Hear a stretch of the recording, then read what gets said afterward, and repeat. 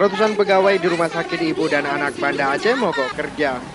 Para pegawai menuntut manajemen rumah sakit membayar tunjangan remunerasi yang belum kunjung dibayar selama 6 bulan. Akibat mogok ini, sebagian aktivitas pelayanan pasien di rumah sakit terhenti total.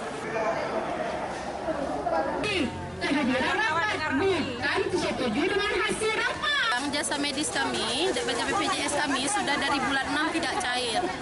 Kami tuntut, mereka bilang tertahan karena rumus baru. Kita minta transparansi rumus baru juga tidak ada. Sampai akhir tahun ini sudah masuk bulan ke-7. Itu yang kami tuntut. Akibat mogok tersebut, ratusan pasien terlantar. Beberapa pasien rujukan dari rumah sakit daerah juga mengaku kecewa karena tidak mendapatkan pelayanan maksimal. Sampai sekarang belum dilayani, kan orang tidak sibuk nih. Gimana? Ibu rencana mau berobat? Berobat si adik. Kami dari Abdiya nih Pak. Berobat si adik dari Ibu Dokter Anak di Abdiya. Dianjur ke Ibu Dokter Mulia ke situ. Belum jumpa. Gimana? Udah sabar dulu kan? Hampir 2 jam ya Bu?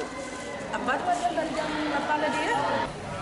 Mogok pegawai juga menyebabkan aktivitas di IGD tidak berfungsi. Dari Banda Aceh, Rasa Putra melaporkan untuk Aceh Video.